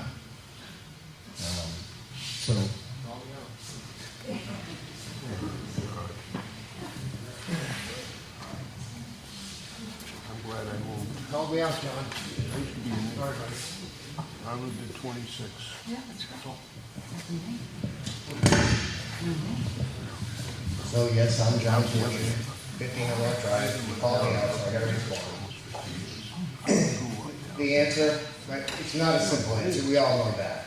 But one answer is we could spend 4.9% on a $12.2 million treatment plant at Keating's and get the water we need for the water we need at zero PFAS levels. That is one alternative that we could do. And I understand it doesn't meet all the redundancy requirements of what we would like to have, but we'd also like to have not huge bills, water bills either. And so that is not outside the realm of possibility. I understand what you're saying, but I think you should consider the people of the town who want to drink clean water. I understand you. What's that? You don't care? I just said, $12.2 million building at Keating's, providing clean water. Not to the, what about redundancy? What do you want to do about redundancy? We had a problem with that one. And it's going to be cheaper to do it now than it's going to be to do it later. You're going to pay now a little and you're going to pay later a lot. That's what it's going to come down to. One way or the other, you're going to pay it, unfortunately. Thank you.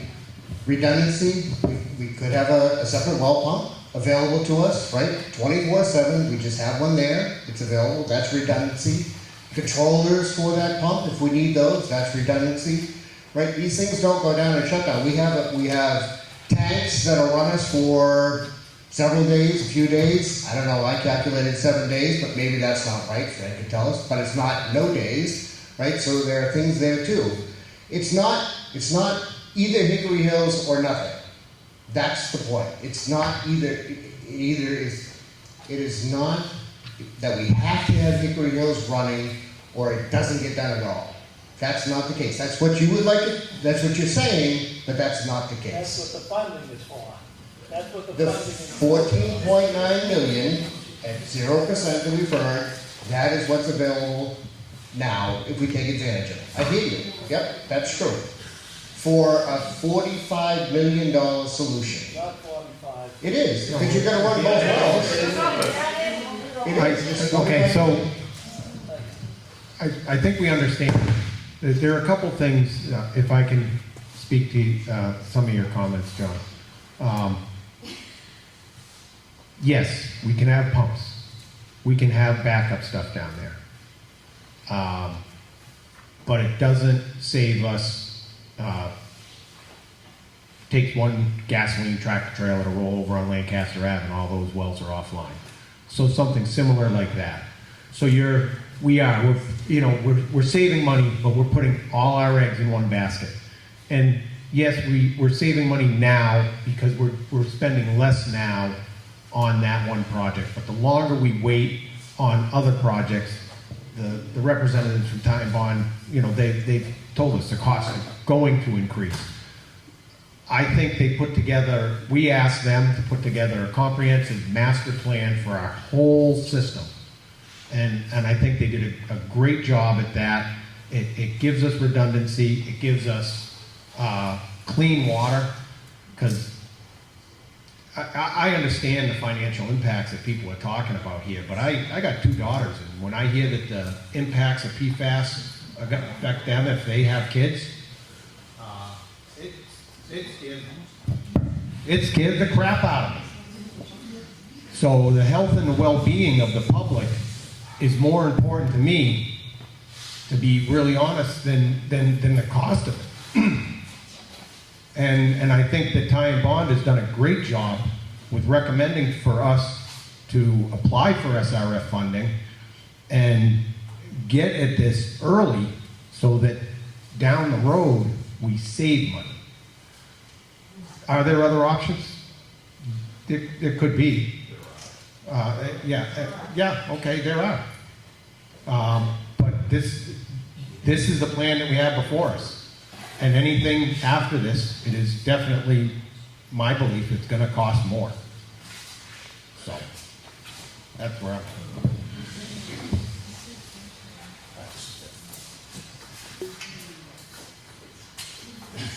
Bill Henry again.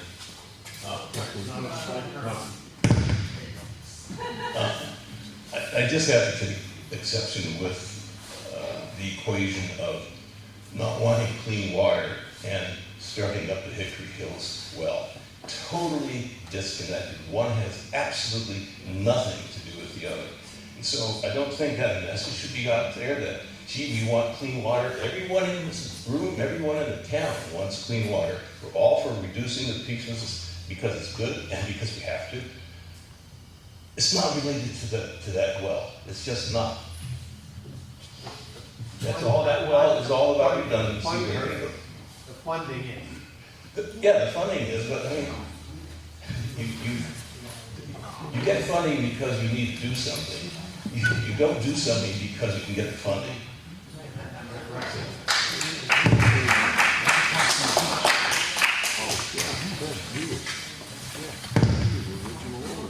Yes, and in my mind, the way to do a master plan, it is the very first thing you do.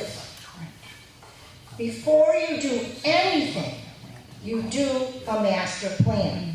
And that is not what happened in this case. In this case, oh, let's hurry up and apply for Hickory Hills well because it's polluted. Once that's already underway, now we'll do a master plan. When I spoke to Littleton, they told me that they hired Ty and Bond to do number one, a master plan. They gave me a copy of their master plan. And their master plan not only gave construction costs, it also gave maintenance costs. And that happened before they did what they wanted to do. So I just think that sometimes in this particular situation, we put the cart before the horse. And all of us in this room want clean water. And there are different ways to accomplish that. And sometimes the Rolls-Royce is the best car on the market. And yes, it's going to last a long time. But if you can't afford it, and you go into debt because you want the best car on the market, it could be a real problem. So when John Fortune is saying, hey, maybe we should start with Keating.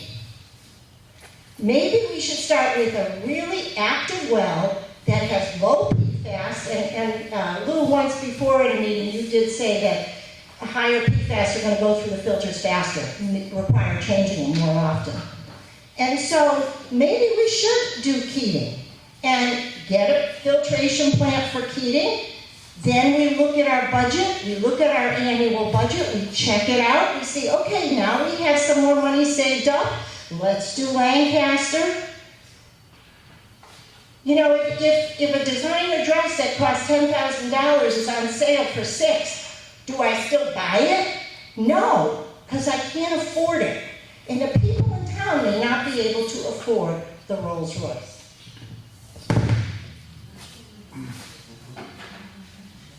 I want to be very clear about this. We're not after the Rolls-Royce at all, okay? We have done a very comprehensive study on this, and we view this as the most effective and efficient way for the townspeople to spend their money to remediate PFAS using the wells that we have available to us. That is what this plan is.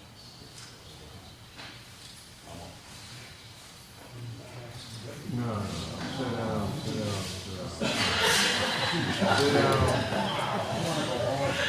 sit down, you'll be up there 20 minutes. I'll make a motion to adjourn. Yes. Okay, our meeting is adjourned.